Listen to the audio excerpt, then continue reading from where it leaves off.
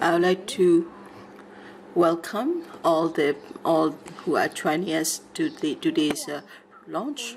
So the topic is Deepening Humanitarian Crisis in Myanmar, presenting solutions from the ground. And I would like to welcome all the friends from here and from the diplomatic community, from the international community. So thank you for joining us. And we would like to wish you on behalf of PV and the partner organization. Would like to wish you the safety and good health.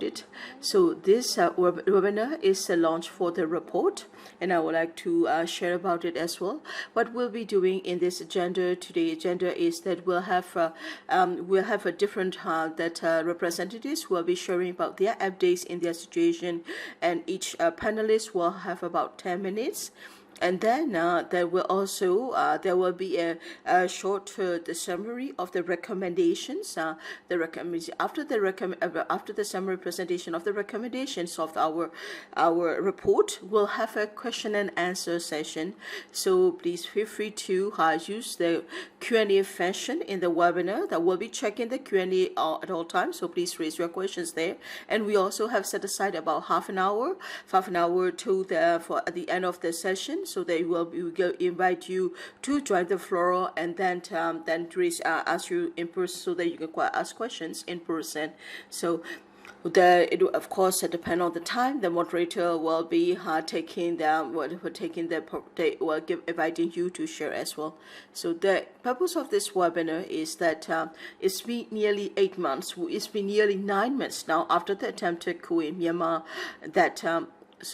The military junta has been escalating violence against the people of Myanmar who are resisting against their leadership, against their control, and they are also controlling the existing humanitarian assistance as well, and they are using humanitarian assistance as a weapon for their political gains.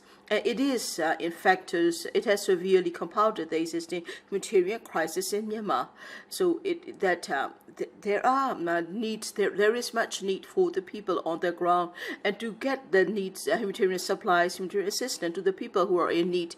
It is important the donors and the national organization will need to adapt to the situation, to work with the community organization on the ground, and there is also much need for cross-border assistance to reach those who are desperate need of the humanitarian assistance. So here we want to give an opportunity for those vessels organization on the ground, as well as an international community and donors, to understand better and to find the best way to resolve the solution.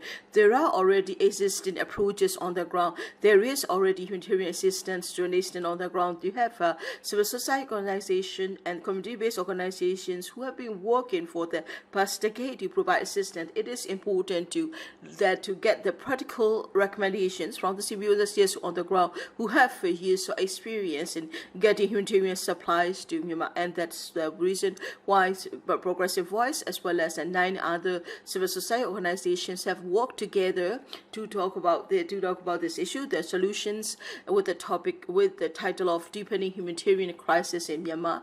It's a joint effort to publish this report, and we have already this paper has already been published in English. It is also be translated and will be posted very soon. And we call it the report is entitled that Know Where to Run: Deepening Humanitarian Crisis Myanmar. It has already been published online. Coming Wednesday on the 6th October, we'll have the Burmese version, which will also be launched online as well. So we also like to request you to be able to get the detailed Burmese version on the 6th of October. You'll be able to see it on the web page of Progressive Voice, as well as our partner organizations. Today we'll be sharing about the findings, and that, as well as on the updates on what is happening on the ground in those areas. So that to find a sustainable solution, it is important the UN system, as well as that the international organization, will need to respond effectively. So we have recommendations, and we have panelists who will be sharing us on these topics. I will be moderator. My name is Shonlei Yi. So I'm an advocacy coordinator, and I would also like to introduce other speakers. The first speaker I would like to introduce is Dr. Cythia Maung. Dr. Cythia Maung is the founder as well as the lead of Myar Clinic on the Thai border. And then we also like to invite Siamano Htoo from the Korean Human Rights Group. Another person is Myar Myar from Karenni National Women's Organization. Another panelist is from Khin State, Khin, a human rights activist based in Khin State. And we have Dr. Ohmar from Progressive Voice. So we have 5 panelists in today's webinar.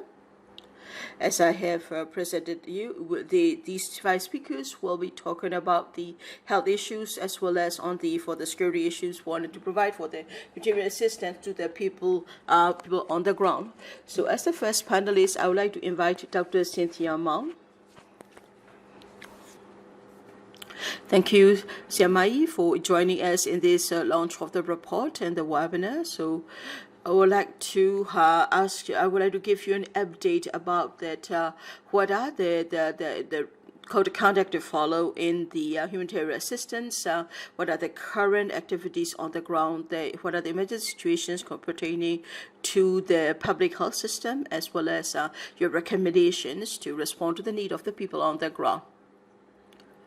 So that for humanitarians, as part of the humanitarian assistance for the past 3 decades, Myar Clinic, as well as on the international organization, has been assisting the ethnic health organization. We have received funds so that we'll be able to provide assistance under the topic of humanitarian assistance. But when we say humanitarian assistance, that it is also important that assistance should be based on justice. It is also should give us the people right to decide as well as a right to participate as well. When it comes to humanitarian assistance, it is also important. It is important that it should go in line with our political objectives and political goal as well. So at the same time, when we try to when the people who are receiving humanitarian assistance, or either the aids that are going through the community organization, we also need to follow by the rules. We know that it is important that when we provide the assistance, there should not be any kind of discrimination based on ethnicity, religious, or their political ideology. And that it is also important that humanitarian assistance should not contribute to the armed conflict. That the aids supplies we receive are for those communities who are in need, and that those who are supporting that or facilitating the aids, and between the donors or the facilitators to get the aids to the ground, there should be transparency, and that there must be transparency as well, and that humanitarian assistance that organization receive should go to the people, and that should also, this assistance should go within the trust of the people, as well as on their. We also need to respect the people's right to decide as well. And that the humanitarian assistance should be provided with them informing and making a decision. And it is also important that there should also lead to that mutual respect, as well as on the mutual responsibility and accountability. These are the basic principles in providing humanitarian assistance. At the same time, that so while we are getting humanitarian assistance, it is also important to look at to what extent or until when we need humanitarian assistance. It is also important to look at our communities that are trying to find ways or technology or finding technology, and you also need to look at what we needed for a long time, and that because. And also, it's important to think about the root causes of the reasons which has pushed to the situation of needing humanitarian assistance. there is also, at the same time, along with the humanitarian crisis, there is also the need for public health as well. That because of the pressure, because of the fighting, or because of the pandemic, people have been suffering both physically and psychologically, and these the suffering of the people are directly connected to the trauma and the sufferings that we have already researched as well, and that in 2018 we had like a chronic emergency. We had to issue a report. Health Organization has worked on it. In 2008, we talk about it that about the critical situation especially in Myanmar at the time. The research papers were focused on the Karenni and Shan areas in the eastern part of Myanmar. So we're able to collect, do a report survey, and then a proper report on the situation of health crisis, as well as on the issue of malnutrition, both the psychological and physical traumas that people suffer. That it was in the highest difficulty. Then in 2010. So when there were some efforts for the ceasefire, however, when it comes to the health issue, that we still have to address the issue for the long term as well. With the funding we received, there were also, because of the funding, we're not able to do more cross-border assistance. A lot of international organizations were giving funding to the Yangon or the inside organization which are based in Myanmar. So in the border area, there were also an issue of there were less funding, or there were less programs. There were fewer programs to provide assistance in the border area, so that. So there has also been some gaps in the funding to support the communities who are in need along the border areas. So because of the health crisis that has been happening for many years, according to the infrastructure as well, that we are working. That very hard also for it. That we have also have a long road to recovery is another report we also have produced. If you look at the report and the situation on the ground, that if you look at eastern part of Myanmar, we see the clear systematic human rights violations, which is pushing the people more into the crisis. That it is also. That is, there are also, in terms of funding, there are also that's also limitation as well. Limitation caused by the military, limitation caused by the funding restrictions, and there are also problems we are seeing in response to the health crisis. We are also seeing human rights violations as well. We are seeing that people fleeing to a safer place, and they have no choice but to go. So that often these communities are at risk because they are being endangered, their houses are being destroyed, and they don't have access to health care. And because of the direct violence of the military, we are also seeing that violations, and that and because of the arrests and the killing that makes also the health crisis worse.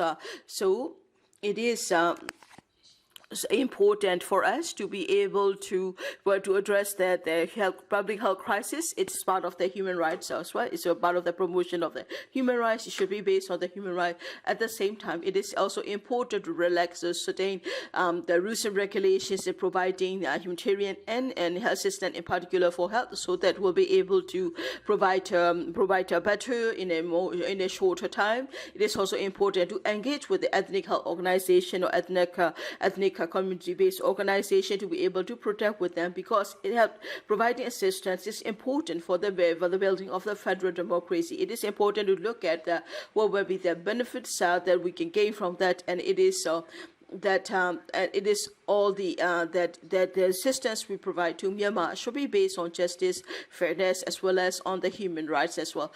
In the current situation, we are seeing drastic human rights violations in Myanmar. We are now again at the apex of human rights violations, and we have to be mindful of that as well. And we are seeing very clearly that at the same and inside Myanmar, at the border area, that there are also the issue of the lack of security for the health care. healthcare professionals. Healthcare professionals are being targeted, they are being arrested, they are being detained, so that it also makes the public health situation worse, because it is also that makes the problems bigger, because the doctors and nurses are being targeted and being arrested, and these people will not be able to provide as well that to provide medical supplies, as well as that is also being targeted. That it is also important to have the medical infrastructure need to be safe spaces for people to go to and receive medical care. That when we are not able to provide protection for the medical professionals or the infrastructure, these places are being targeted by the military. According to the paper, you will see that Myanmar is heading towards the worsening humanitarian crisis, for food supplies as well as on the health issues, and we are also facing that situation is aggravating. There are also communities who are running away to the neighboring countries and trying to take refuge in this area, and this problem is going to also to increase more. So either in urban areas or cities or in the border areas, the community-based organization or the CSOs are working with the people on the ground. They are also suffering from the human rights violations as well. So it is these community-based organizations have been there. They are not new. They have been there for years, for decades. So it is also important to engage with this community-based organization to support them, so that they can walk, they can remain secure, they can walk, and so that they can have the funding necessary to provide assistance to the communities that they serve. That it is important the international organization stand by the people of Myanmar who are in great suffering right now. It is also we also need to advocate more so people understand more, and it is also important that the community-based organization, the ethnic community organization, we also need to work together, so that we'll be able to show that we are together and we are in solidarity and we are working together for the communities that we serve. Thank you very much, Siamaji, for explaining about that based on the experience of many years of responding to the humanitarian crisis. You are also right now a very important role for the corporate response, as well as like you are saying that Myanmar is now in a very difficult situation when it comes to humanitarian crisis. Humanitarian crisis is not new to Myanmar. That there is with more systematic and the expensive human rights violation, the situation is getting worse. At the same time, it is also important how can we work on it, and that so it is. We understand also that better management of humanitarian crisis is also important. Thank you very much for sharing. I also want to ask you from the others' experience as well. So right now, I would like to invite Htoo, for program director program director as well. Good morning. I would like to thank all the participants for joining. My name is Htoo. What I would like to share is that about in the current state, about the humanitarian crisis and challenges in current state. As you all know, on the 1st of February, when the military took over, the human rights violation has worsened in current state. Because from in March and April, like military regiments has been targeting the community on the ground. They have been targeting the villages in the community. They are also looting. They are using women as human shields. For that reason, tens of thousands of villagers have to run away. And first, I would like to talk about the situation of the IDP and displacements as well. Firstly, I would like to talk about let's look at the situation of the IDP first. Large displacements have resulted from airstrikes and the ongoing conflict. In addition, the increase in SAC troops and military activities in current areas has led to increased displacement of the current communities. that on the 8th of April, that when the military ran an airstrike, it was after 7 p.m. and the community they were so afraid that they could not even light their torch, and they have to run and they have to flee in the dark during the night, and they have to run through the jungle for 3 days to reach the Thai border. That thousands of villagers have fled to the Thai border seeking refuge in Thailand, but they have consistently been pushed back by the Thai authorities.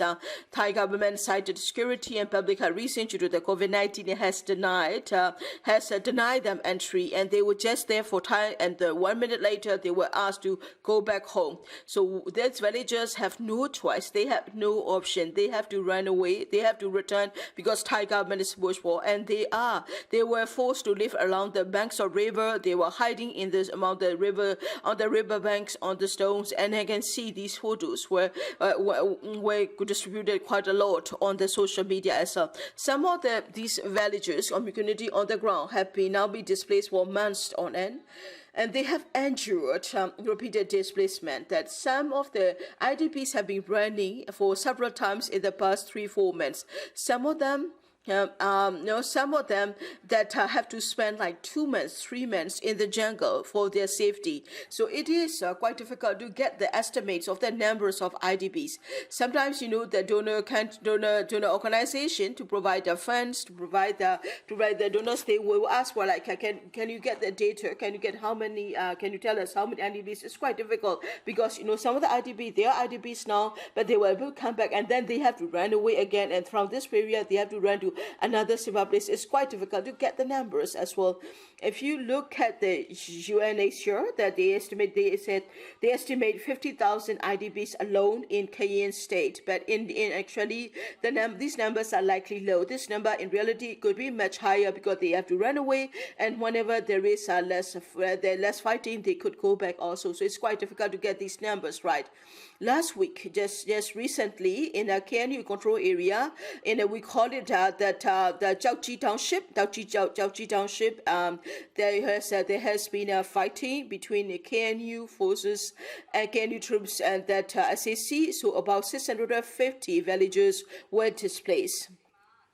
When this is happening, when the villagers are fleeing, they are exposed to more to the transmission of the pandemic, and that while they have to run away, they don't have access to medicine, they don't have access to drinking water.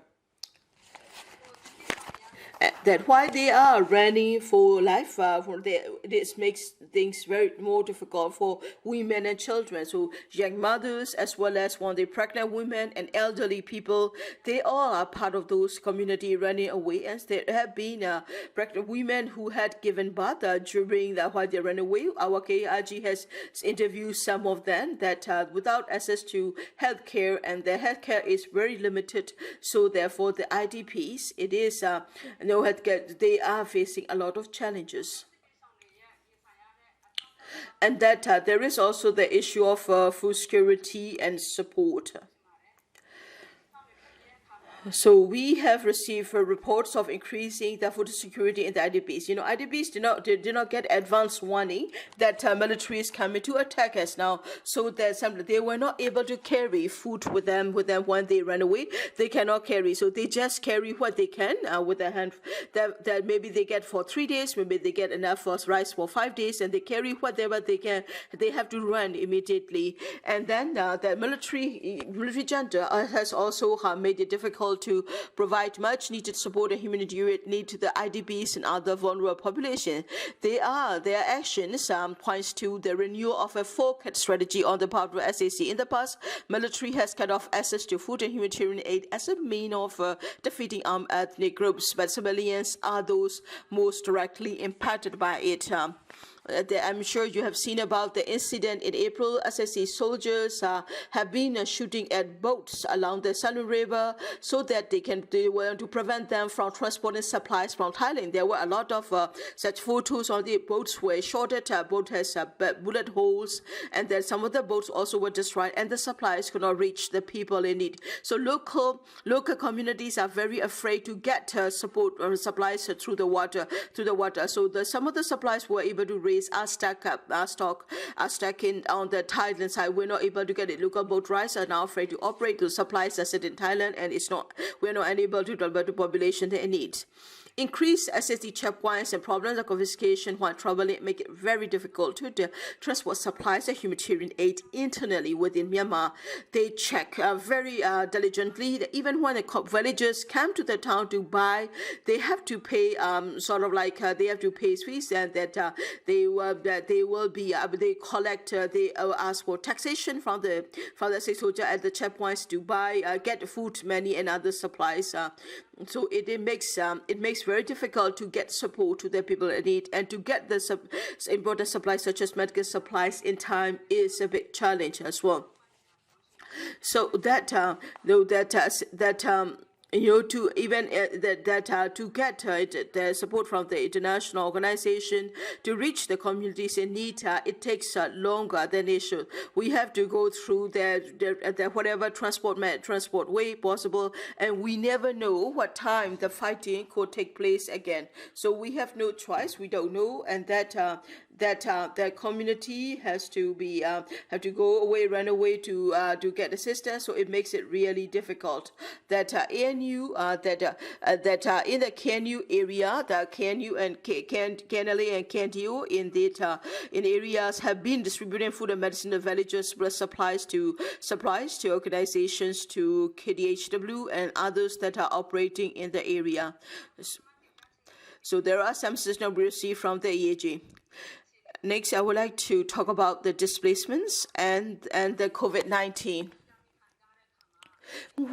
That displacement of the current communities has contributed to the worsening of the COVID-19 crisis. When people are running for their life, and they are displaced, it's much harder to prevent and trace the spread of the COVID-19 and to provide healthcare when they become ill. That because IDPs are running away, and when they are showing symptoms of COVID-19, we don't have the tests, we don't have the medical care, they don't have enough material to check it, to provide them with healthcare, to provide healthcare when they become ill. It's possible, and to administer vaccines when they become ill. It's quite difficult. It is a challenge for them. It is a challenge for them to provide with access to healthcare as well. In current state, among the IDPs, we have seen people who are showing symptoms of COVID-19. That's a news. KHRG have received news of some of the community members have lost their sense of smell. They are showing symptoms, but they said that although they are infected with the COVID, but they said they don't care about COVID because they are running for their lives. They are running from the bullets of the military, so they cannot be concerned about contracting COVID-19 while fleeing. They can only focus on the fear of the SAC. I also like to talk about the mismanagement and mishandle of the COVID-19 pandemic by the SAC. It is not just in current state, and that because of their mismanagement, it has led to a spike in the COVID-19 related threats throughout the country. Because the decision the SAC had made about access to resources, services, and information concerning COVID-19 have led not only to the crisis, but they also have prevented other key actors like the doctors and that nurses and healthcare professionals from having managed the spread of the virus and to respond to the health needs of the people. In current state also, SAC is actively undermining KNU's COVID-19 response policy, including disapproving of KNU travel restrictions intended to slow the spread of the virus and destroying COVID screening checkpoints and clinics that KNU established in the villages. In the ethnic areas, in the KNU area, for example, there is a travel restriction, and the military do not accept the KNU travel restrictions. SAC claims that if the KNU control the travel restrictions, that they will not be able to send more troops, they will not be able to more deploy, so they don't want that. Although KNU intention is to slow the spread of the virus, they don't want any travel restrictions in current state, and that so that they made a lot of problems and they pose a lot of obstacles as well. because of the severe human rights violations of the SAC, and people have been suffering from human rights violations in the ethnic areas for many years. So in the areas, there is a lack of trust in the SAC. So even if vaccines were to become available, many people will not accept them, and they have stated that they will not accept vaccination from the military. If the vaccine comes from the SAC, they will not go for it. That it is also quite difficult for the that healthcare practitioners to go from one place to another to travel because of the conflict. So there has also been a lot. We are seeing also a lot of delays as well as on the public outreach as well. That after the coup, the people have to be afraid of not only about the COVID, but also the attack of the military, and they also have to be afraid of the landmines. KHRG has received increasing reports of the landmine incidents, including 4 cases involving civilians within a 1-month period. Both SAC and Karenni have engaged in the planting of new landmines since the coup. Many of these landmines have been in areas that are regularly used by local villagers. The forces claim that landmines are meant to protect both themselves and villagers, and yet they fail to inform the villagers about the landmines, and the villagers are being injured and being wounded at that. Some of the villagers, most of the villagers, if the villagers that have been injured by the landmine, if he or she is the head of the family, then it makes it really difficult because they are losing the main breadwinner as well. So informing villagers of landmine condemnation as a solution to the problem is insufficient. So villagers are already having livelihood challenges as well, and that support for the landmine victims is very much on the reporting, and the victims receive no support whatsoever, and they have to face a lot of medical fees as well. And that I would also like to talk about the challenges of the NGOs and CSO. Many local ethnic service providers, NGOs, CSO, and CBRs are already heavily involved in the support services for different population needs, from providing frontline support to working with donors and funding agencies to secure and distribute capital, while also organizing and collaborating with each other in addressing the humanitarian crisis in Myanmar. However, with the COVID-19 and the conflict going on, when the successive troops came in, they will just shoot at the village without really checking into it. The checkpoints are very rigid. They will extort money, so it's making it real difficult for the CBO-CSO to work on the ground. That some of these organizations are not registered. They have no means to register. So to be able to get funding out there by post, they cannot get it because they are unregistered and they are already operating under difficult conditions. So funding is most directed to government and international organizations. ASEAN and regional organizations could play a strong role in facilitating cross-border support. But they adopted this non-interference position, and then they will rather recognize and work with the SAC. So by adopting the non-interference position, in the end, they are favoring the SAC and allowing SAC to continue its military operation and human rights violations. So that it is important that it is important that CBO-CSO will need to that it is important to engage with the health organizations as well as on the to support them, to assist them, so that community-based organizations can do their work better on the ground. That another recommendation I would like to give is, when you give grants, that please don't make it overwhelming for the organizations. Don't make us. That it is also important to soften requirements and then partner with and register organization and work with them.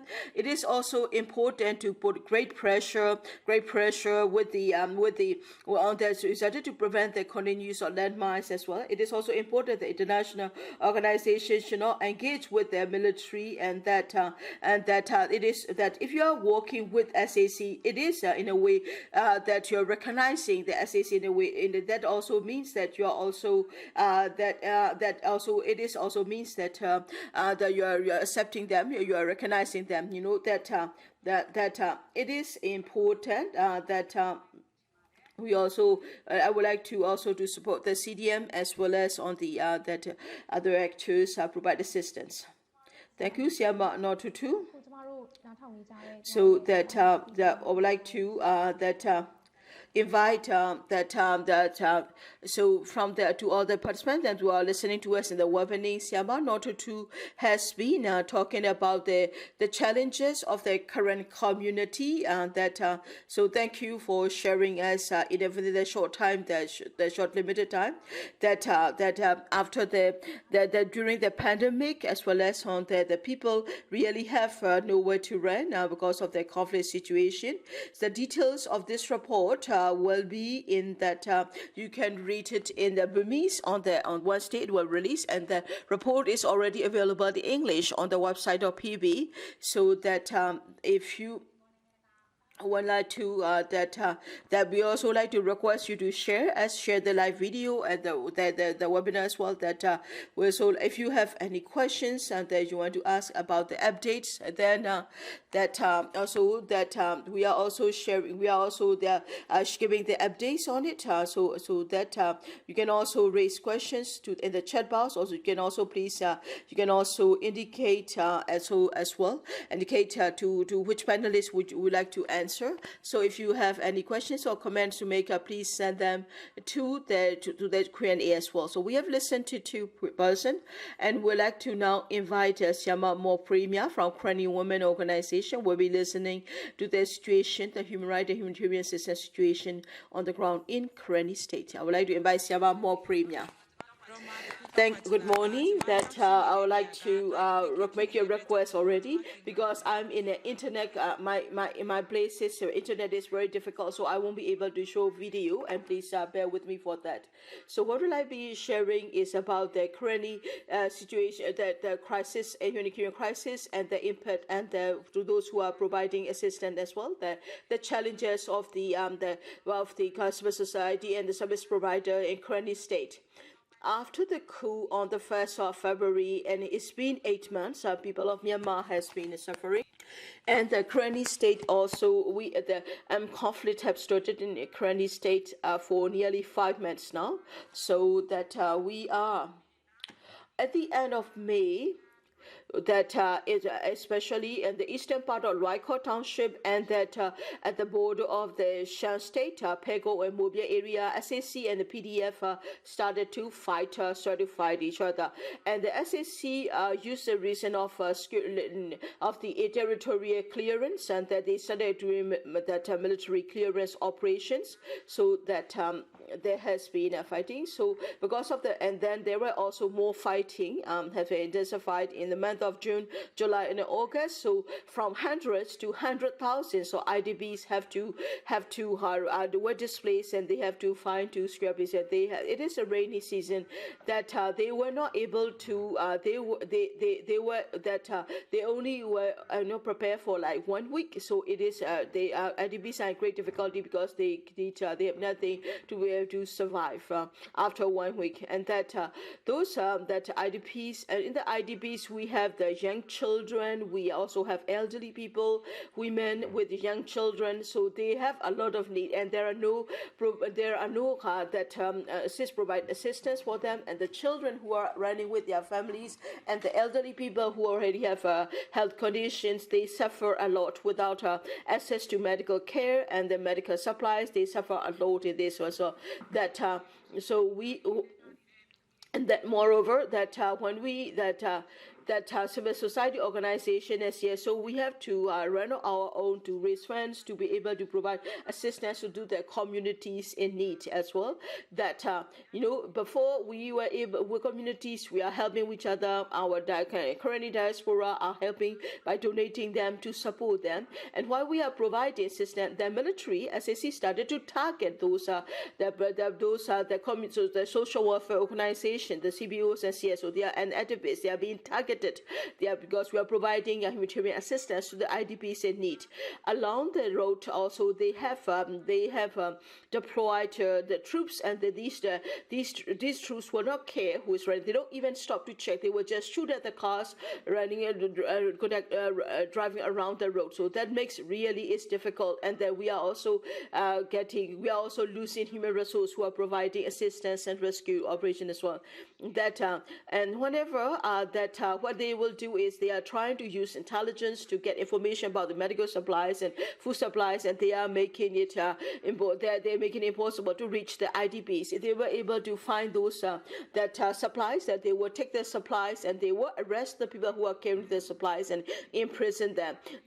So because of this targeting of civil society and CSO activists, and they are risking their lives to help others, they are being targeted, they are being attacked. So if they themselves cannot help the IDPs, so they themselves have to run away from the SAC. So that means that we have less aid, less assistance, and fewer people, less human resource to provide assistance to the IDPs as well. And then what they will do if the IDPs are desperate, so they will try to come back to their village to get whatever supplies that they can, and then these people will be arrested and used and made to show where the other IDPs are, and that military also is looting for the food supplies for the people. That they will take the rice, they will take the food from the people, and they will also loot and take all the valuables from the communities. And if they see the IDPs will be arrested and will be make them walk in front of them as human shield as well. And that they will also they will say the IDPs to go back home, and they make IDPs go back home. But the IDPs also know that they are not safe in their villages, that if the IDPs are found in the jungle, they're forced to go back home. If they go back home, the IDPs, they feel they are living in great insecurity and they don't want to go back. So they are facing a lot of challenges for their security. This is the rainy season. It was a rainy season, so that when the community tried to settle in the jungle, and they don't have shelter, so they try to take shelter in the churches. But SAC has started targeting the churches, so the IDP cannot even stay inside the religious building at the churches, and they have to go back to the jungle for safety. So around the road also, whenever you see a motorcycle, whenever you see a car, that to stop the supplies from reaching the people, there are a lot of checkpoints. They will check, and then what they will they see all the passengers on the ground. These people will be arrested, tortured, and killed, and they would just shoot at people or shoot at vehicles randomly. And if they're in the fighting, they are not making any chance, they would just stop a car, and that they would start looting and they're killing as well. And that IDPs have to live for months in the jungle. So that some of the organizations are helping them, but organizations were not able to provide the required much needed assistance. So the one that they don't receive much support from the organization who are also at risk. They will try to go back to their community, but what the military did was military put a lot of landmines inside the houses of the villagers. So some community members, IDPs, they try to go back home to get food supplies or whatever they can, and they are killed or injured by the landmines in their own houses as well. So we also have cases where the IDPs try to go back home, and the military saw them and they were killed. And the problem also is the SAC. Whenever they are fighting with the PDF, if they lost a battle, then they will ban the villagers, and they will call for that artillery to shelling, so the villagers are being targeted. And sometimes it's not just where the fighting is going on. Other villages are also at risk. Even if the fighting is not going on, the communities are at risk of these artillery shells as well as bombing as well. That now is the agricultural season, that the farmers want to grow for the next year, for the next harvest, but they are afraid to go to the farm, that even if the food supplies are running out, and that they cannot do anything, they cannot work on it as well. They have to rely on the donations or the food supplies from the organization. In terms of food security in Karenni state, is that because of more fighting and escalation of armed conflict, so there are no supplies routes to reach to the eastern part part of Dimoso Township, for example. We cannot go there to the eastern part, and that because of these IDPs have to flee for their lives, and they have no. For one is they are not prepared, so they need a lot of. They need for shelter, they need food supplies as well, and that as well that IDPs have to run away from their both sides. And the fighting is going on. So if this happen in Raiko, then people from Raiko will run to Dimoso. If there's fighting in Dimoso, they come to Raiko. But now they have no space to run. The fighting is happening in Raiko, in Dimoso, so they have no place to run but to the jungle. And that also before that some of the people were able to collect a few of the food supplies in advance, but now they can't. Now that there are some organizations providing assistance on food supplies, but when you have over 100,000 IDPs, so that organizations, those organizations are helping, cannot provide specialty. Even if we were able to get funds and you are able to get medical supplies, it really is difficult to get the supplies to the area in need. Some of their families, in a way, they have some, they're able to save some money, so they're able to save food supplies, but now they can't anymore. And that in Karenni is also one of the poorest state, and they rely on the daily wages to survive. And with the development of the pandemic and the conflict, some have to rely entirely on the donations of the food supply. Those people because they don't have enough, they are also now borrowing money to be able to buy food supplies as well. And that also with the inflation also, that is make it very difficult for them to live as well. For that. In providing food supplies, and therefore the IDPs, because the value of the chat has decreased also. So some of the pharmacies and the groceries, they are losing money. So they have a lot of shops have been closed. So it also make it difficult. So whenever you have your raise fund to buy the shops, and then you cannot buy, you have no shops to buy them. It's making it difficult, and even to get money from the bank, and then it is there are limitations as to the banking sector club, so it makes more unnecessary delay for the IDPs. That one cannot get the supplies in one time, we have to go several times and get the necessary amount, so it makes it more difficult. And the young mothers or the children can no longer have nutritious meals. That those who are helping them are also very difficult. The rate of inflation has increased, and that the price of the basic goods have increased dramatically. That though now they were not able to find a shortcut to be able to deal with whatever they have. We are also seeing the deterioration of the health of these more vulnerable members of the community, like mothers and children as well. And in terms of transport, to get the supplies to the IDPs is very difficult because the roads are in bad condition. We cannot find a car.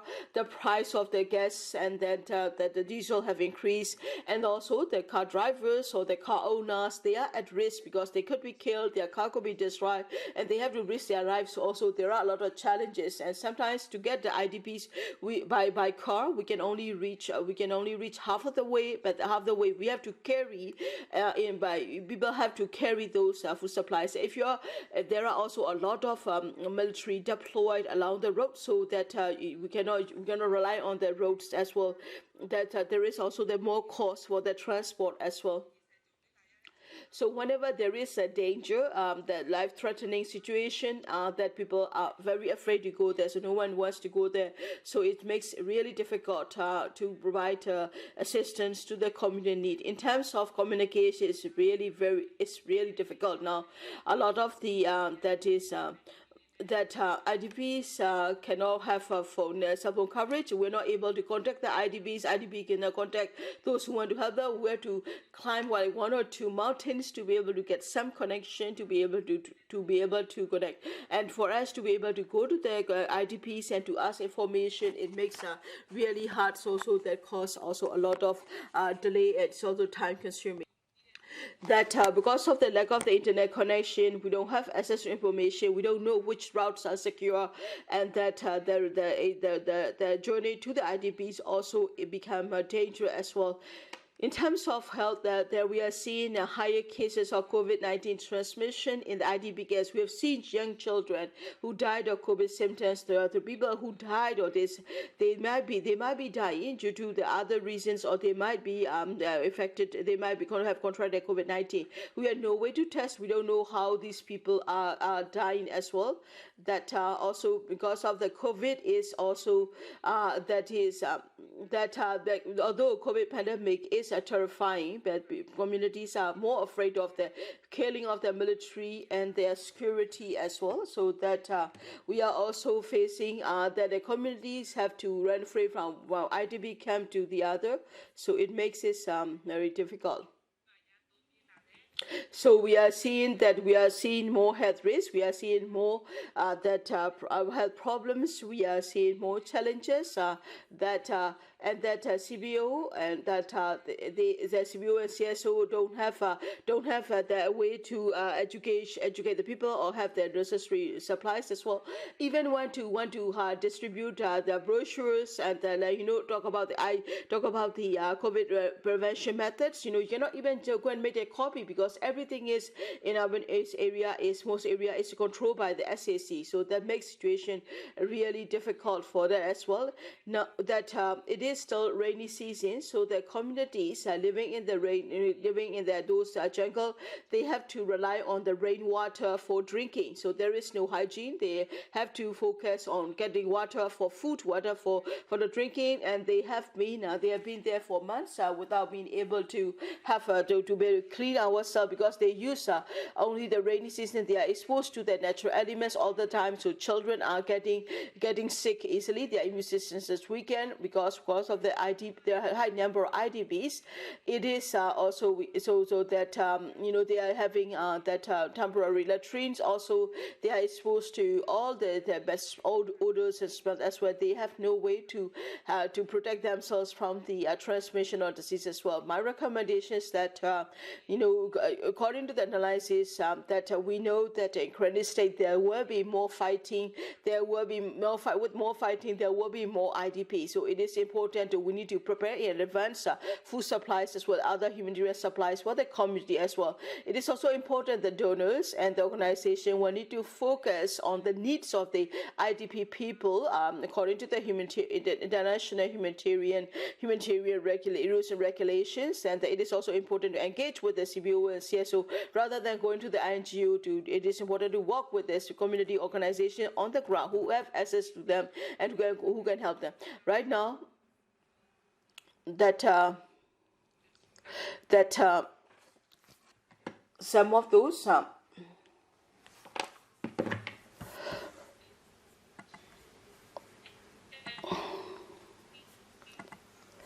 there are also human rights community and human rights organizations helping them, but they are also made in difficult as well because of the challenges the prices have increased dramatically for the gas, for the transport, or for the food supply. So in that on the ground that it is important to be the supplies we provided should correspond to the needs of the community. There is we are seeing a increased number of cases of the COVID-19. So we need to have more that health care practitioners, healthcare professionals to provide treatment and to provide treatment for the COVID as well. The IDPs they have difficulty to get they don't have a proper shelter. They are not in a proper place, and it's getting difficult to also get food supplies. It's important that UNHCR and ICRC will need to work together so that these people will be recognized as that official, legitimized IDP, so they can get the supplies. Thank you, Syama.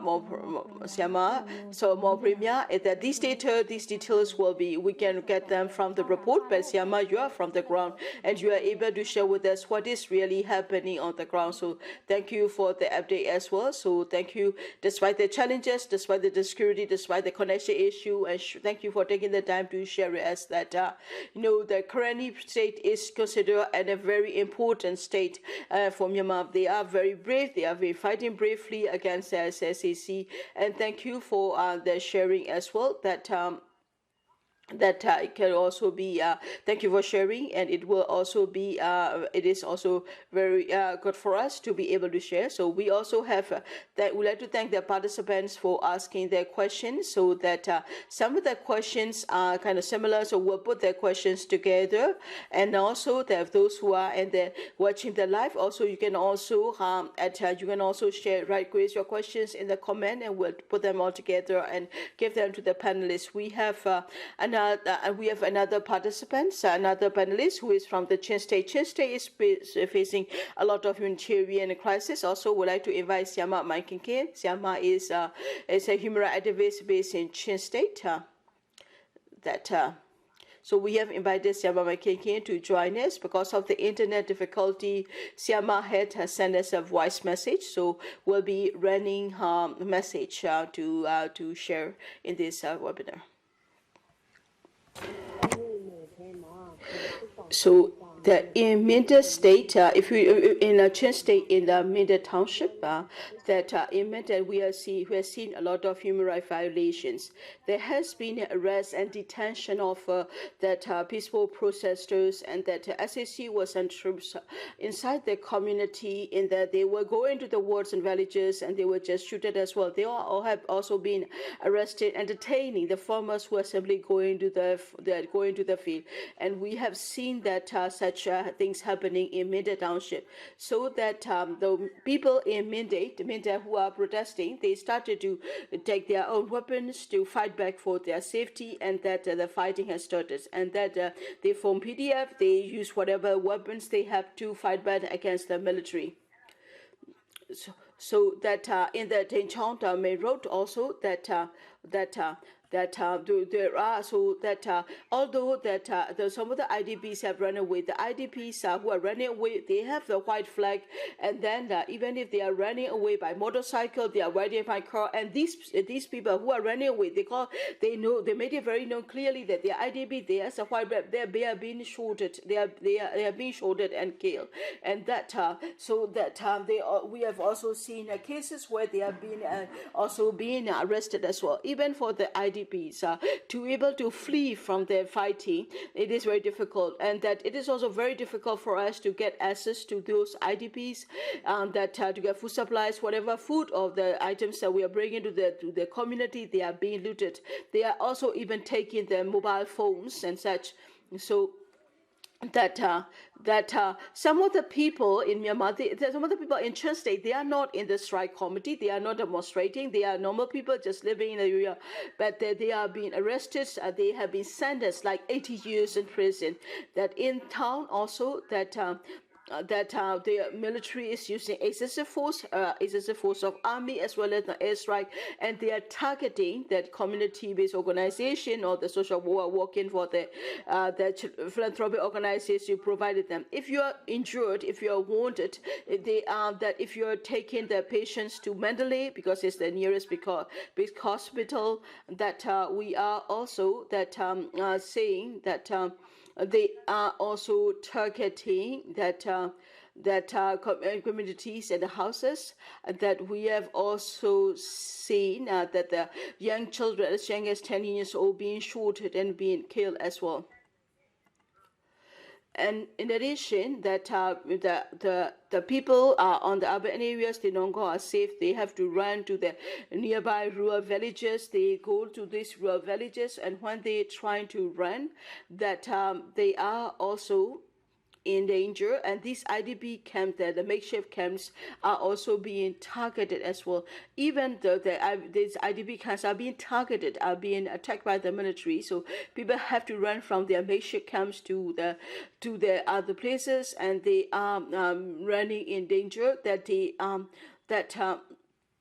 There have been people who have been injured, there have been people who got sick and were not able to get to the nearest villages or the nearest healthcare, and they have also have lost their lives. And we have seen a case where a 3-year-old child died after being shorted. We cannot get medical care for the child, and the child died after a while. And the elderly people and people who already have health issue also have reached a lot. Women, especially pregnant women and young mothers, have that are also impacted greatly by the fighting as well. That some of the women have given birth while they are running or when they are fleeing for their lives. So there are also cases that where a man, for example, was found in a village, and he cannot run, and that he was also shot to death. We have also seen a woman who is not healthy because she cannot run, so she stayed behind in her village, and she was shot by the military, and luckily she did not lose her life. And that we have community organization who found her and who were able to give her medical care so that she can survive. That they will also use the reason of checking the household list, and they will be conducting raids at night in the towns, and they will just enter any houses, and they will give the reason of checking the houses, and they will also try to attack women sexually, try to harass the women, as well as that the women are being targeted as well. That after when the fighting happened, they will disrupt the internet. So without the internet, they will not be able to have information. We also have, it's quite difficult to get information about what's happening. We have also received cases about the rape cases as well. That we have received a case of SAC have raped a woman in one of the towns, and that. So that PDF was able to one of the mirrors were able to help her escape, and then were able to tell a story about her, provide her with the treatment, and was also psychosocial support as well. So that I think that is next year that will come, that their supplies they come at the NCRC, the supplies they come to the Chin State, but their supplies do not come to the IDPs, do not come to the community in need. SAC will block them, and SAC will with the supplies they give to the SAC goes to the police or the military. What we heard from the supplies that UNHCR left, that these supplies were redistributed by the military. And their regiments also take it. So none of the IDPs receive any aid around that. So what we have established at that we have an IDP committee at the state level, and that we have also established the IDP committees at the village level. And you have the phone number of these committees. That you need to contact these IDP committees at one. This IDP committee is under the Myar Township people administrative body, so you can reach to them through this.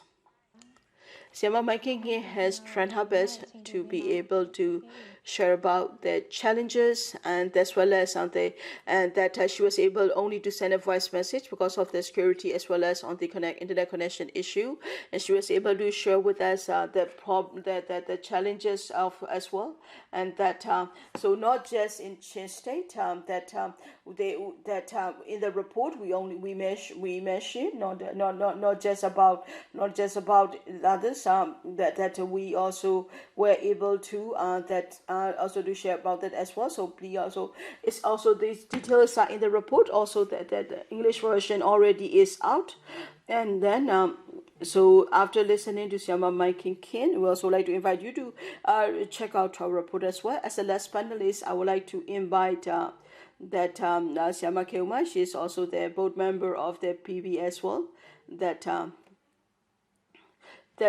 So I would like to ask Keuma on the questions of what will be the recommendations to respond to the need as well. So our Know What to Run report so that it is we are looking at the situation of the past 7-8 months since the coup, especially we look at the Khin, Shan, Karenni area. So, but that said, that military junta and that after their human rights violations and the people that there's the violence as well as on the escalate lack of rule of law, all that is happening in Myanmar doesn't have a boundaries. It's happening all over Myanmar. So our report may focus on the ethnic area, but it is the same. It is also reflects what is happening in different parts of Myanmar as well. And also what's happening is that if we look at it, and because it may be we may focus on that it is also that happening in it may focus on the areas, but it reflects the same needs that is also it reflects the same humanities in central parts of Myanmar, as a PV and our partner organizations have been working together to convey these messages to.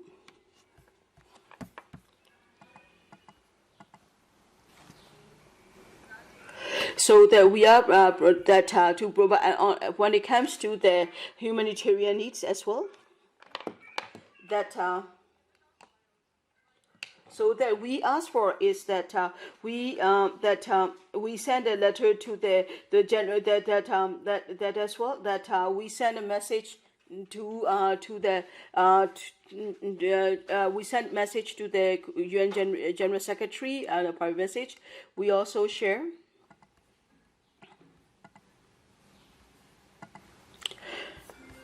We also have been communicating. We are asking for effective response. We are founding for effective resolution of the problem. So we want that. It is. I think it is important to speak up. It is important to talk about it publicly, because it is also important to talk about these violations and that people are suffering, so that people can talk about it. People that if you look at what's happening in the ethnic areas, all the panelists already share about their respective areas and what is happening. It is very similar. It's happening that the way that is violations are happening. SAC is attacking that communities, and the humanitarian, the escalation of humanitarian crisis is happening in the same way. Dr. Cythia already shared about it. It's happening everywhere in other areas. In the report, we have mentioned according by area, so that if you look at the entire Myanmar country, so before the coup, that we only have about 500,000 IDPs inside Myanmar. That's IDPs. That's a very low number that we very low estimate we have. But after the coup, another 250,000 IDPs had increased in the past 7 months. That's really horrible. And if you look at the numbers from the UN agency, we are also estimating that larger numbers of the IDPs. In this update, we also discussed about the Rakhine State as well, because Rakhine State, after that there are or has been the humanitarian situation is worsened in Rakhine State, and also among the Rohingya command and other people, also they are also facing the issues of discrimination, and this even make things worse for them as well. That in addition, we talk about the in the first part we mentioned about the Karen and Khin. What I also like to message is that that Kachin and Shan State is also very similar. The humanitarian assistance situation is very similar in Kachin and Shan State. Myanmar military has been using the violence oppression and the full that they are also using it. That's the one they have been using as well. it could also be that there be the cutting the access to information, food supplies, medical supplies, as well as the access to that would be. They use the focus to terrorize the people, and this is something not new, and this is something they have been doing, and they are quite good at it and quite systematic at it as well. Now they are also using that focus to put in order trying to oppress the Spring Revolution. I will not be going into the challenges of the details, but I will not be going to today. But what I would like to say that in the spring, in the ethnic areas, even before the Spring Revolution, they are already suffering from the cruelty and the human violations of the military. With the Spring Revolution, it does make it worse as well. Although in in reality there may be some efforts for the ceasefire and all that, but these human rights violations, these crises that the community suffer have never lessened to an extent. Now we are seeing it more happening in the Myanmar area, like the way we are seeing it more in Sakai region, Magui region, and in the urban cities, because of the violence as well as on the violent suppression of the SAC is making things worse. That when we talk about human rights violation of the SAC, it's more than human rights violation. What the SAC is doing is that they are a terrorist organization, and their acts are acts of terrorism against their community, against the people of Myanmar, and that all the actions they have done against the people is they are violating international human rights terrorism regulations. So they should be considered as international criminals. International war criminals. In fact, the one point here I would like to add is that our paper that military is also has targeted doctors and nurses and medical professionals, and they are targeting them. They are addressing them. We have mentioned it clearly in our report about it, especially that the Myanmar Doctors for Human Rights Network also have shared about the data they were able to collect as well. That they have able to share that how the military is targeting attacking that medical care professionals as well as the medical infrastructure, and making people afraid to be able to have access to that. Also, there have also been the military systematically destroying medical supplies and that spaces where they can get support as well. COVID-19 pandemic is Myanmar military has been using COVID-19 as a weapon. They have been weaponizing this last year, but they are weaponizing, COVID-19 has escalated this year to target the CDM, to target the people, to target the Spring Revolution, and to bring the protester. They are that COVID is for them is an important weapon that they can use to deploy against the people. So that this is also something that the medical doctors and medical workers and health workers, and we also have mentioned in our report about the work they do, and that the challenges they face in providing assistance and response to the COVID-19. During the time of humanitarian crisis in Myanmar, it is important it is important to clearly understand the role of the humanitarian aid and crisis, because that we are seeing it the much needed on the ground, and that these aid assistance are not reaching to the people, and it is important to understand clearly why the humanitarian assistance are not reaching them. It is important for us to understand. It is also important the international community and donors and that those who are humanitarian agencies need to understand clearly as well that it is important to have a clear idea about it as well, that these systems are not reaching the people, so that the biggest challenge, the biggest threat is that because of the acts of the military junta and their illegal violent acts. And you have to see clearly, all the humanitarian crisis is happening, it's worsening, it's escalating because of the violent acts of the military junta. And that by saying, but it's not if you are making scrupulous sticking to the orthodox humanitarian principles of neutrality, impartial independence, and that means that it's important to see it state clearly that that means you're just giving reasons for partnering with illegitimate and ruthless military junta. It's one of the biggest challenges for the donors, international humanitarian organizations, that if you're going to sign an MOU with the SAC to work with them, or are you going to engage with the NUG or that local and ethnic CSOs and EAOs and democratic forces to support and work with them? You have to choose between these two options. And now is the time to choose alternative option, because we need to understand who is causing the humanitarian crisis. Because if the international organizations and donors continue to work with and partner with the military junta, there are problem challenges on the ground as well, that there are also lose the trust and the confidence of the people on the ground as well. That if you do that, then SAC is using these humanitarian assistance to gain the legitimacy, as one of the panelists has shared before. Like in Chin State, although there were humanitarian supplies, the supplies were taken by the military to distribute among their regiment, and this is not new. This has happened before, and it will probably happen again if you work with the SAC. So it is important to recognize that we know the question of whether should we sign with the military junta to provide assistance. Yes, if you are attempting to sign with them, if you want to sign with that, then it is that the way that if you are calling yourself impartial, if you're calling yourself neutral, then this is not true, because you have already selected to side with the military junta, that nothing is, if you're working with them, then nothing is neutral, you're not impartial. That if you are not neutral, then that but that with the SAC, if you decide to sign an MOU with the SAC, that means that this is a politicizing. This is a politicization of humanitarian assistance. You are politicizing humanitarian assistance supplies. So it is also important that we are engaging with international organization on a one-on-one basis. So we also continue to push for this message, because on the local community there are local agencies, there are local organizations on the ground who can work on it, and these organizations are being blocked, are being stopped, and being restricted by the SAC.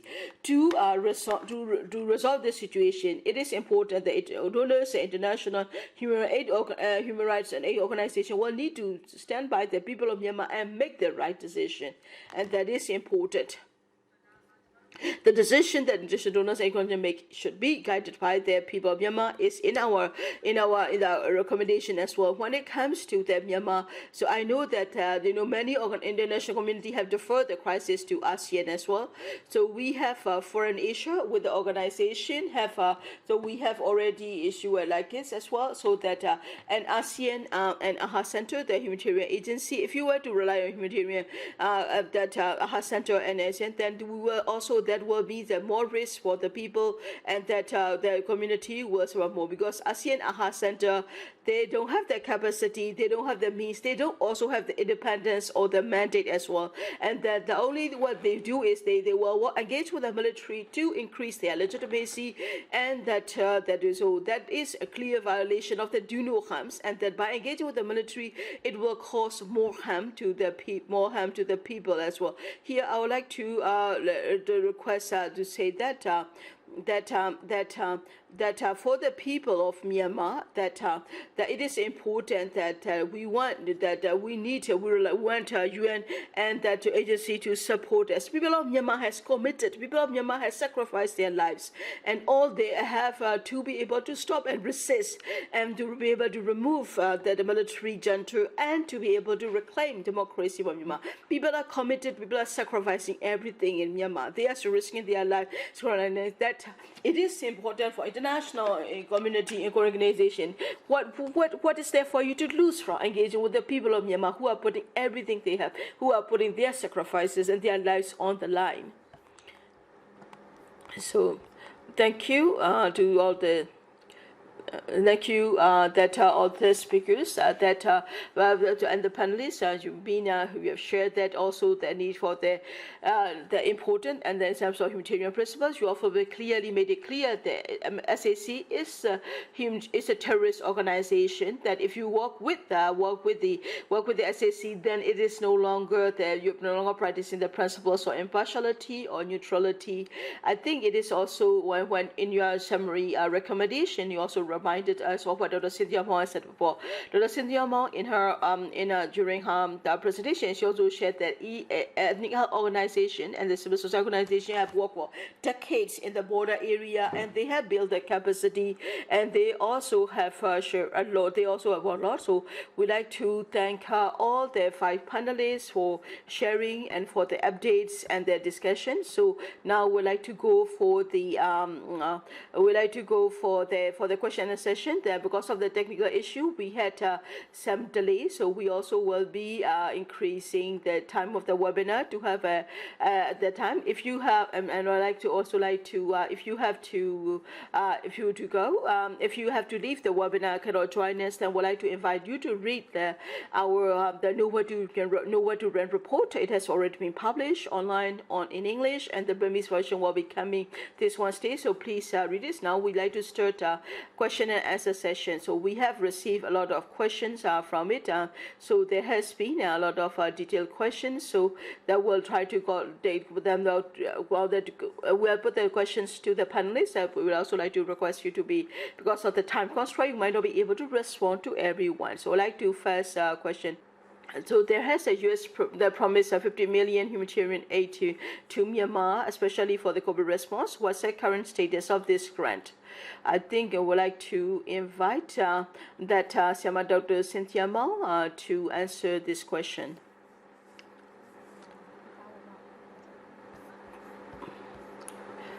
For COVID response, so they're funding support from the U.S. Is this also part of the their humanitarian supplies? There will also be some fund.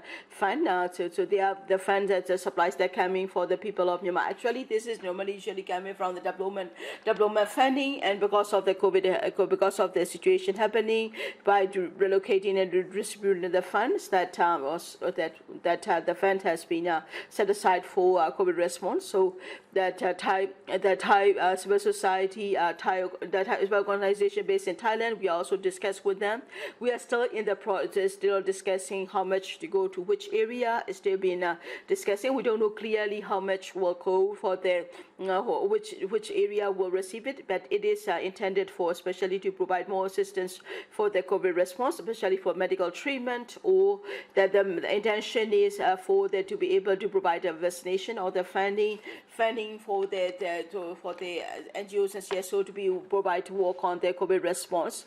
Yes, well, for our COVID task force, we are also working as for the COVID task force. We are also working with the various ethnic organizations to be able to provide COVID vaccination as well. So we are working not only with USAID, with other international organizations as well. So they are also making sure that we are now discussing to make sure the funds will be effectively used for the people of Myanmar, and that during the vaccine rollout or during the service provision for the COVID treatment as well, that it is also been important that to be able to get all the access to the medical care and the treatment. So this is what we'll be working on as well. This question is about what is the vaccination situation in current state. I'd like to invite Siama Htoo about the COVID vaccination in current state. Well, in current state,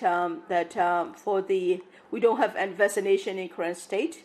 And I also like to respond to the next question. Other 2 questions. I would like to take 1 or 2 questions as well. That NUG, do you get support from the NUG, and that you also get support from the SAC? I also saw the question raised as well, that we get any kind of the COVID or the no, we have no vaccine in the KNU control area. So ethnic health organization is now working on So we have planned 70 centers to provide vaccination, but we don't have any vaccination. We have the vaccine rural plan, we have the centers, but for the COVID vaccine to reach us through the cross-border assistance, it is very difficult. Logistics is very, very difficult. That we have ethnic health practitioners who are providing comments that we want to will be given them to the. We are trying to. The union has given some support for their frontliner. DCA donors also have provided that for their health.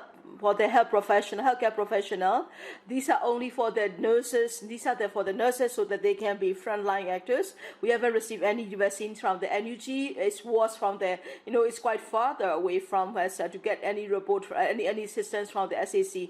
And I also like to respond to the question about the cross-border as well. That. The cross-border assistance and that to get a cross-border vaccine, we really need to push a lot. We still need to push a lot because we don't, to get an official channel to get cross-border assistance, we still have a lot of pressure, a lot of advocacy to do. Thank you for answering your question. I think the other question might be related to you, is about the COVID as well, and that so is there any kind of support that you have currently or recently receiving from Thai government regarding the COVID, any connection or collaboration with the NUG government? Well, from Thai government there has some support from the regional government to the ethnic health organizations and the ethnic civil society organization. I think Siamaji, Dr. Cythia Maung also have received some support, and some of the they gave offer to give vaccination to those who are working in the community CSOs along the border. About 2 days ago, Thai government said that not now, that they said they also offered to help us get COVID-19 medical supplies. Our EHO ethnic health organization, Thai government, it's not the central government. We're not talking about the central government. We get some support from the regional government, and all this information are available on the Facebook page of the ethnic health organization. Another question I would like to raise is about the IDPs in the ethnic area. Is there a chance for them to get COVID vaccine for this IDPs as well? Does Cythia Maung, you want to answer this question for the COVID vaccine for the IDPs in ethnic areas? Well, in the ethnic areas, to get COVID vaccine, there are two channels to get COVID to the ethnic areas, coming from Yangon, using through the work with a third-party organization like maybe like UN agency or donors or international organizations, and work together with them to get through Yangon. That's one channel. That's one channel that we are working on. But there are issues like for either your health practitioners or to ensure the security for the health practitioners and to get the supplies to the ethnic areas. The security of the supplies to reach the ethnic area is a challenge if we go through the Yangon to get them. And as well as it is also that the pharmaceutical companies are also quite resistant about it as well. Another is another way for us to get another is to able to establish a cold chain to get the vaccines to the ethnic areas, to ensure cold chain management, because they will need technical support, and that to be able to work on that for the vaccination, we'll need to find a way to work on it in every ethnic area. We'll need to have we'll need some time for the type of medication as well as cold chain management, logistic management, the need for it. So we will also need to. We are now working on the preparation for the rural, but the biggest challenge is that to get vaccines to us and also that not just in the clinics or the hospitals, but it's also important to ensure the safety and security of the medical care practitioners as well. That's the first way. And the second way is about the cross-border assistance, to get the COVID vaccine through the cross-border assistance. For right now, we also have planned to do that, but the Thai government is but the problem with the Thai government is that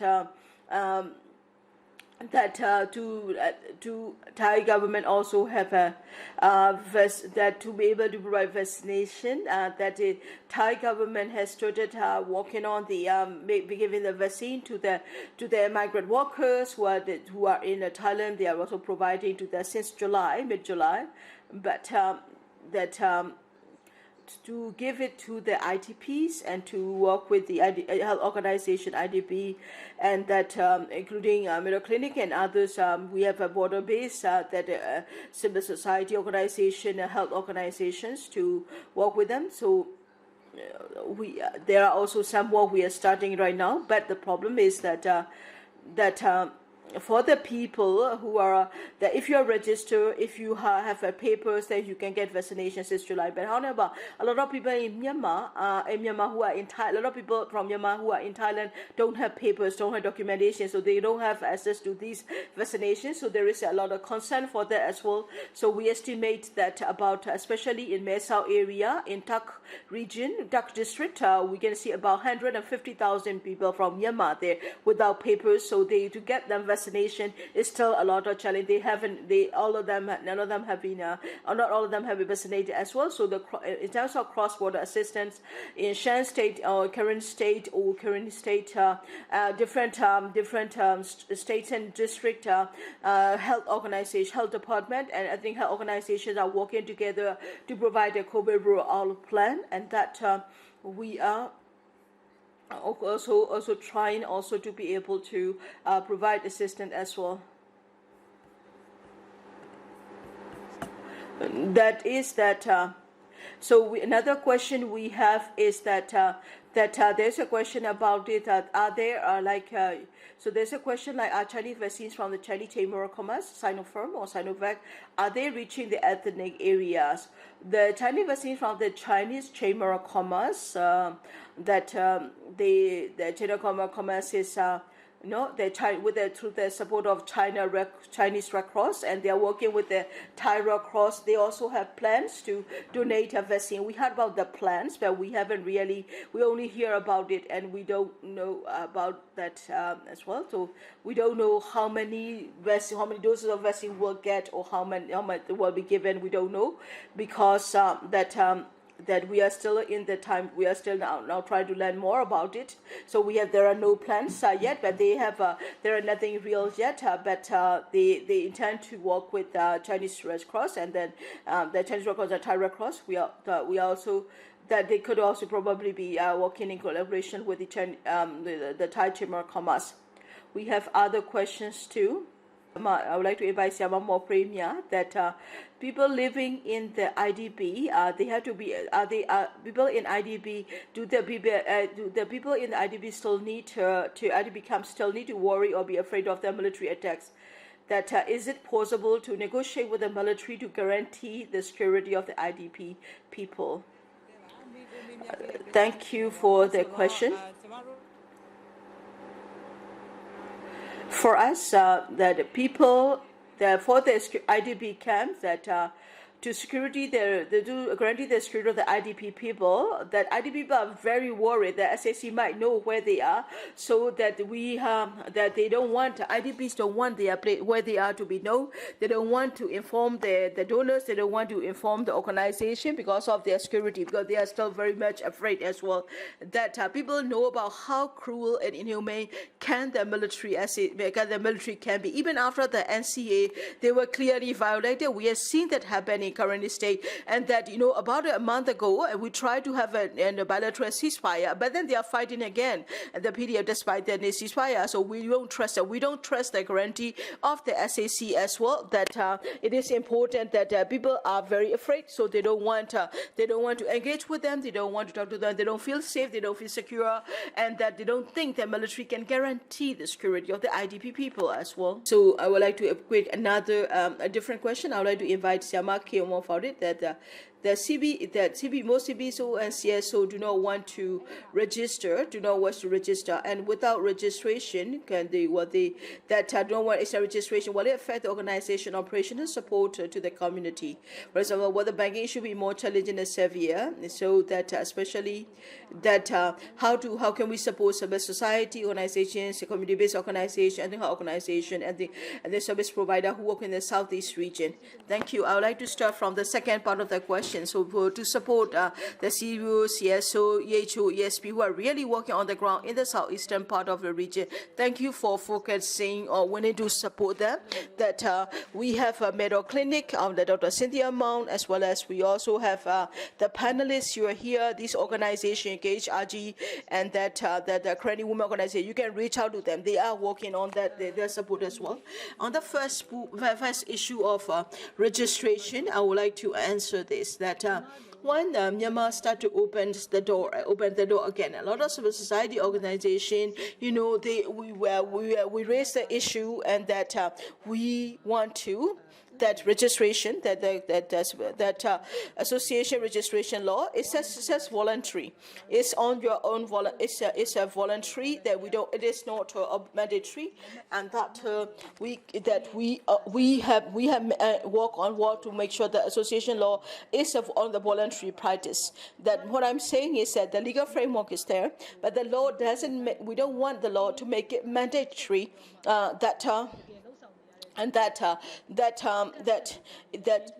it is that a draft law which when made is mandatory, and that even include imprisonment and punishment and sanctions. We have tried to adopt it to make sure to respect the independence as well as that nature and the independence nature of the civil society organization to be able to operate within their own mandates. We try to make sure the law stays that way. When the law has been adopted, even the international organization say that it is a voluntary basis. They seem to turn a blind eye that the law says it's on voluntary basis. International organizations are pushing, you must be registered to receive funding from us, and they putting pressure on the community organization. You must register. But even the law says that it's voluntary basis.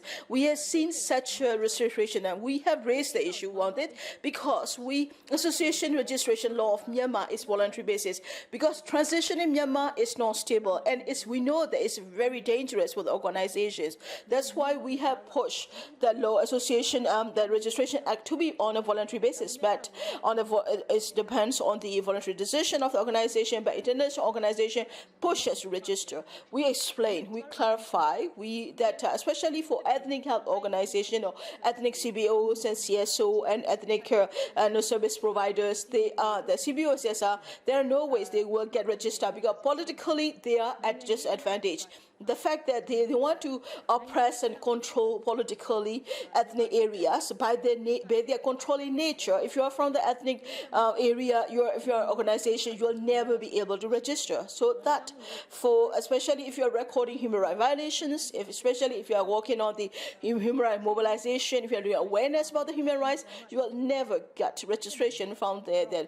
So there are organizations who did not register because they know they will never get it, or that according to the law is voluntary. So it's not mandatory, so none of them are going to choose not to register. But what I would like to point out during the Spring Revolution is that we choose to register, we'll register with the NUG, because NUG is legitimate, and there are no reason why we should register with the military who had to remove the civilian government by excessive use of weapons and force. If you look at Myanmar, people of Myanmar are fighting bravely, resisting the military junta. So that's the commitment. That's the way of thinking is the same. So local organizations even if you had a register before during the revolution, a lot of community organizations will not continue to register. That they are facing the oppression and the attack of the military. Why should they go to the military and to register? That means that we are treating them, we are considering them as a government. So we don't. They are not. They are not a government. So we will not work with them, and we will not work under them, and we are not going to for our organization interests. That maybe we also need to reflect, if you're going to register with them, then we need to think about why are they working with the military for that. So there are many civil society organizations, CBOs, who are working on the ground. There are many ways you can support them. Even before 2010, for the past 20 years, during the Tanshui, even they are controlled with the iron fist. Our CBO and CSO were able to provide assistance to the people in need. These CBO and CSO were able to help them. So there are innovative approaches, there are creative ways they can support the people. If you want to help, if the donors, international community and organization, you only need to have a political will to support the people of Myanmar. That if you understand our values, and if our values, our causes and our commitment, then you'll be able to work with us. Thank you, Ohmar. There are also more questions. We'll also be wrapping up the session very soon. So thank you very much to all of you for asking the questions. So I would like to go to another question. It's about the COVID vaccine, the COVID pandemic, and as well as on the attacks on the healthcare practitioners. So I would like to ask this question. So how can the international community help support the healthcare practitioners? This is a question for Cythia Maung. So when we are in Myanmar, how we are working on the COVID response, we work for the COVID-19 response, and not only inside Myanmar and also along the border, the healthcare workers and professionals are providing treatment, and also for the prevention as well as on the treatment, they are working on it. We are working as a collective. So that as by working effectively in the first and second wave, Myanmar did not face major challenges. However, after the military regime, after the coup, and after the way military has targeted healthcare workers, and in the border areas also with regards of like other panelists have said before, that healthcare professionals have difficulty, have limited access to go to those in need. So there are also problems, especially because of by blocking the humanitarian supply assistance as well as all the medical supplies or in the fighting, the areas where fighting, we cannot get humanitarian assistance, and also in the conflict areas, so targeting healthcare workers and detaining them is clear violation of international humanitarian laws and rules and regulations, and we cannot ignore that. That if we don't acknowledge what is happening, if we don't acknowledge the service of these healthcare professionals providing to the community, that these are part of the humanitarian assistance, it is important the international communities should be observing, should be keeping an eye on what's happening, as well as to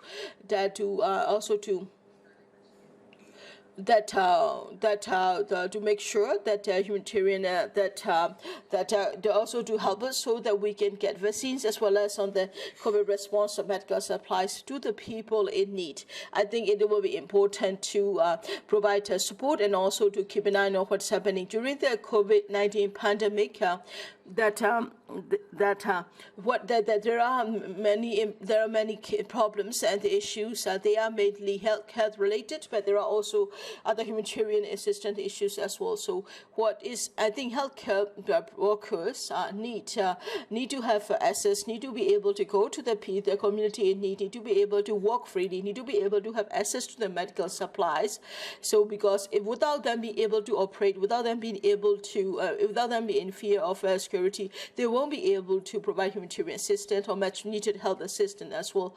So that it is also important to understand that providing humanitarian assistance as well as on the much needed healthcare assistance is part of resistance, and then part of resistance to the military junta and of the democratic movement as well. It is also important that the international community should help us as well as on the supporters in getting cross-border assistance and logistics, so that we'll be able to provide the aid effectively to the people in need. So it is important to keep an eye on. It is important to keep supporting us. So healthcare workers are much in danger, and they are also working they are also working very hard and to be able to provide assistance to the people. So thank you for responding to this question. Does anyone want to add anything to that? I would now like to go to the last question. That about the ASEAN, that some would argue that relying on ASEAN is a cop-out. ASEAN has neither the institutional capacity nor is authoritarian leaders or with the political leaders. There is no political will from the ASEAN to encourage democratic change in Myanmar. Whatever you view, the question is to Siama Keoma. Before April 24, before the ASEAN summit, we have been pushing ASEAN out, pointing out the fact that the right ASEAN is not there. And after that, once ASEAN has a 5-point consensus, we have been pointing that out. That ASEAN, asking ASEAN to resolve Myanmar conflict is ASEAN alone cannot do that, and that is very clear because we cannot rely on ASEAN. Why?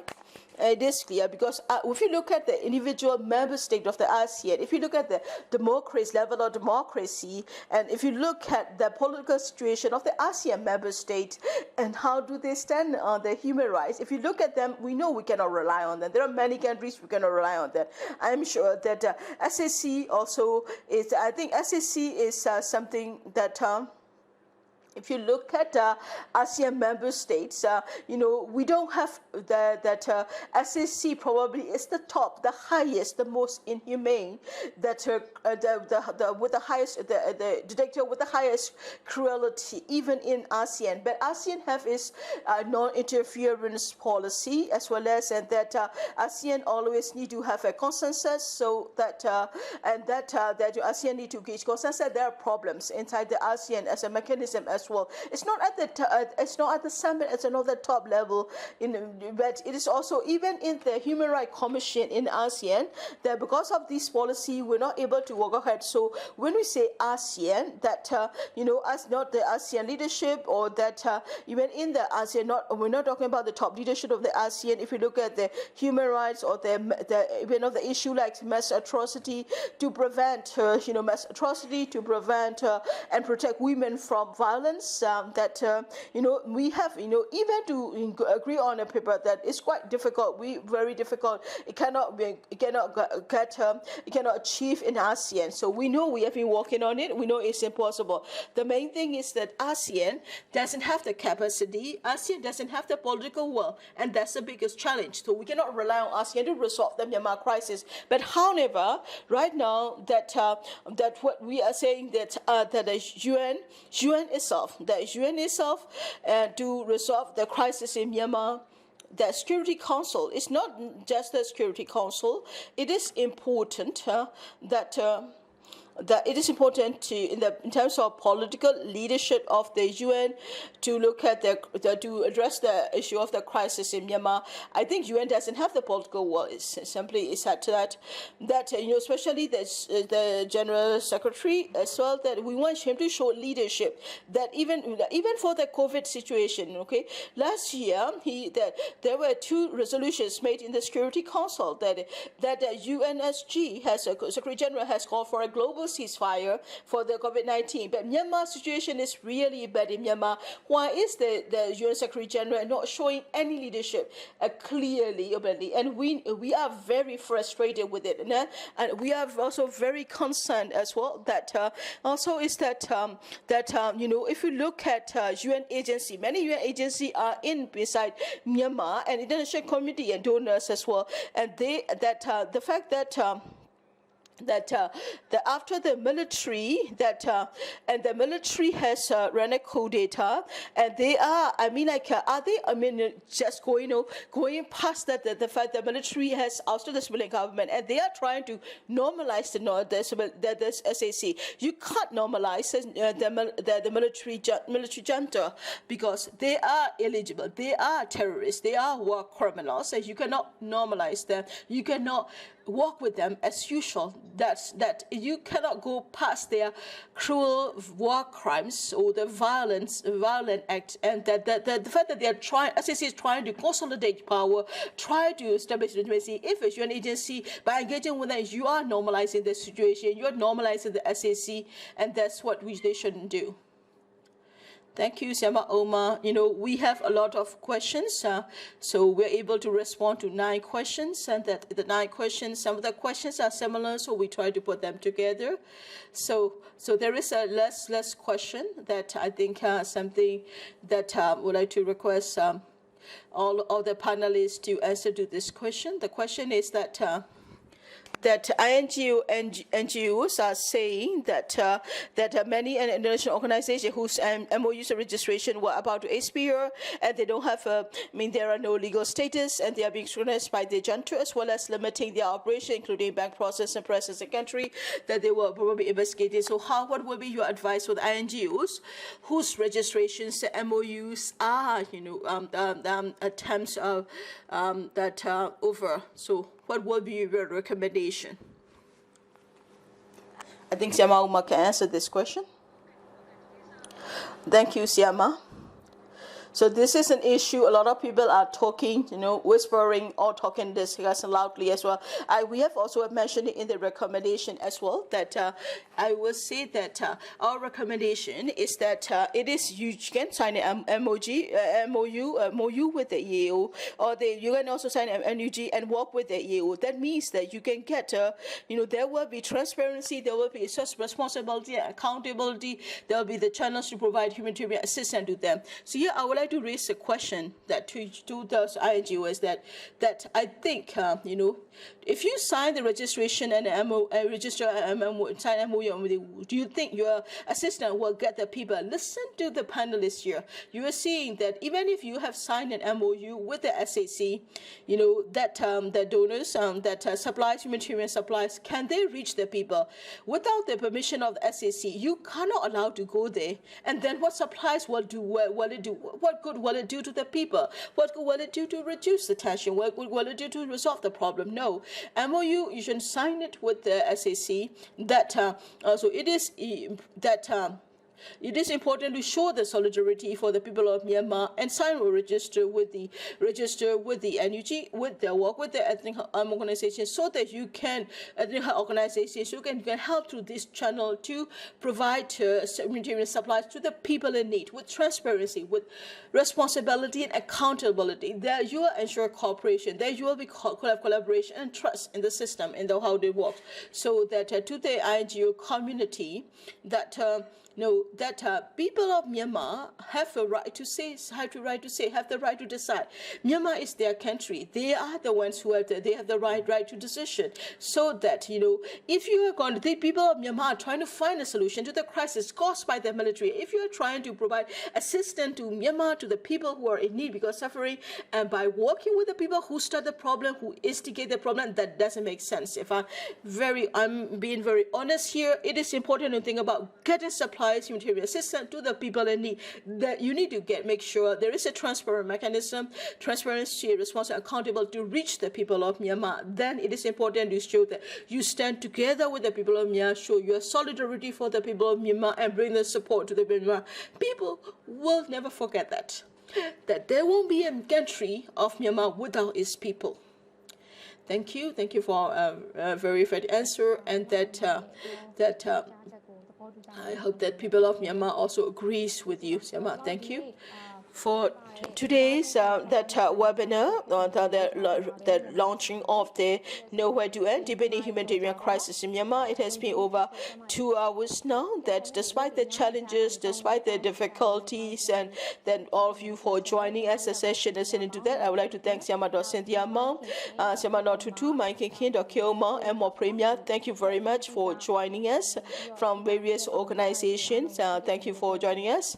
And also that today's so the report that Nowhere to End, Deepening Humanitarian Crisis in Myanmar. So that it has been it's a report that is a prepared by scholar by Progressive Rights, Human Rights Foundation of Moreland, Kachin Women Association Thailand, and Kachin Human Rights Groups, KHRG, Karenni Peace Support Network, Karenni Women's Organization, Karenni Civil Society Network, Karenni National Women Organization, both Women's Union and Women Organization. The organizations have worked together on this the briefing paper, and it has already been released in English, and the Burmese version will be uploaded on the 6th of October 2021 on the website of these corresponding organizations. Thank you very much for your time, for your interest and participation through the questions. I would like to wrap up the session here today. Thank you very much.